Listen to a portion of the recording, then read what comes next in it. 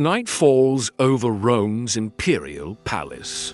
Torches flicker across marble halls as servants carry food to the emperor's chamber. Inside waits the aging Roman emperor, Claudius, ruler of the greatest empire on earth.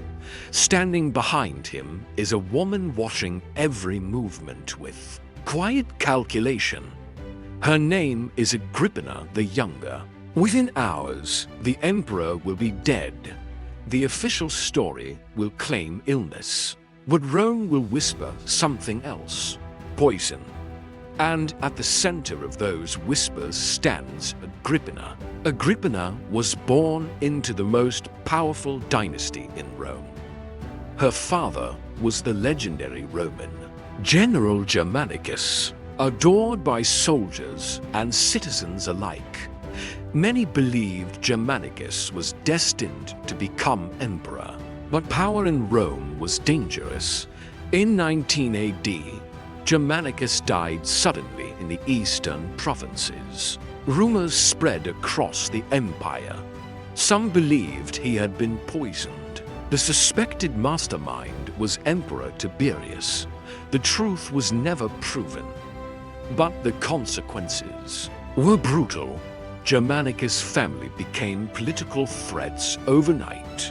Agrippina's mother openly challenged the emperor. Her defiance sealed the family's fate. One by one, relatives were arrested. Some were exiled. Others died in prison. Young Agrippina watched her family destroyed. She learned an important lesson. Early in Rome, power meant survival, and weakness meant death. As a young woman, Agrippina married a wealthy nobleman. His name was Gnaeus Domitius Ahenobarbus. The marriage strengthened political alliances, but its true importance was something else. In 37 AD, Agrippina gave birth to a son. His name was Nero. At the time, he was just another Roman child. But Agrippina already saw something more: opportunity. That same year, Emperor Tiberius died.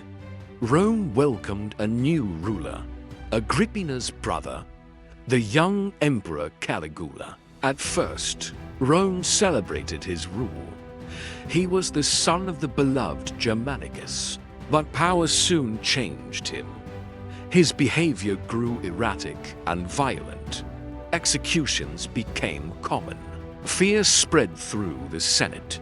Even Caligula's own family became targets. Agrippina and her sisters were accused of conspiracy. The emperor showed no mercy. Agrippina was arrested. Her property was confiscated. She was exiled to a remote island. Her young son Nero remained behind in Rome. For years, Agrippina lived in isolation, but she never stopped planning. Then, in 41 AD, everything changed. Members of the Imperial Guard attacked Emperor Caligula. Inside the palace, the emperor was assassinated. Rome plunged into chaos. The guards searched for a new ruler. They found a frightened man hiding behind a curtain. It was Caligula's uncle, the scholar Claudius. He was unexpectedly declared emperor. One of Claudius' first decisions was to recall exiles. Agrippina returned to Rome.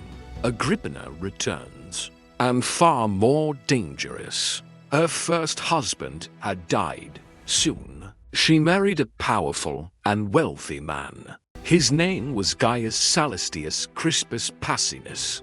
The marriage made Agrippina extremely rich. Not long after, her husband died suddenly. Many suspected poison. Meanwhile, Emperor Claudius faced his own problems. His wife, Valeria Messalina, had become notorious for scandal. Eventually, she was executed for treason. The emperor needed a new wife. Agrippina seized the opportunity. In 49 AD, Claudius married his own niece, Roman law had to be changed to allow it. But Agrippina was now Empress and closer to power than ever. Claudius already had a biological son. His name was Britannicus. He was the natural heir to the throne. But Agrippina had other plans. She convinced Claudius to adopt Nero. Nero now had imperial status. His claim to power grew stronger. Agrippina arranged Nero's marriage to Claudius' daughter. Her son was now positioned for the throne. Only one obstacle remained: the emperor himself. In 54 AD, Claudius attended a royal banquet. One of his favorite foods was mushrooms. Romans called them the food of the gods.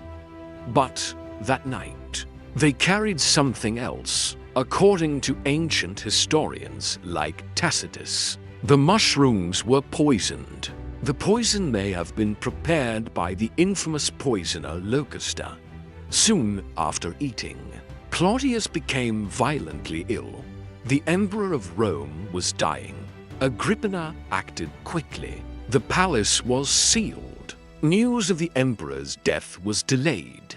Meanwhile, Nero was escorted to safety. At just 16 years old, he was declared emperor. The Roman Senate confirmed him. Rome had a new ruler, but everyone knew who truly held power: Agrippina. For several years, Agrippina ruled beside her son. Her image appeared on Roman coins. Foreign ambassadors met with her. Few women had ever held such power in Rome. But Nero began to resent her control. Advisors encouraged him to rule alone. Mother and son became enemies. In 59 AD, Nero made a decision: Agrippina had to die. His first attempt was a collapsing boat, but Agrippina survived the trap. She swam to shore and escaped. Nero was furious. He sent soldiers to finish the job.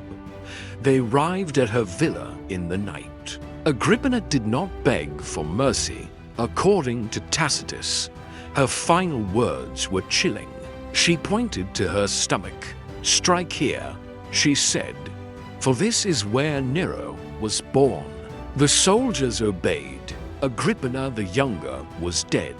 Agrippina remains one of the most controversial figures in Roman history.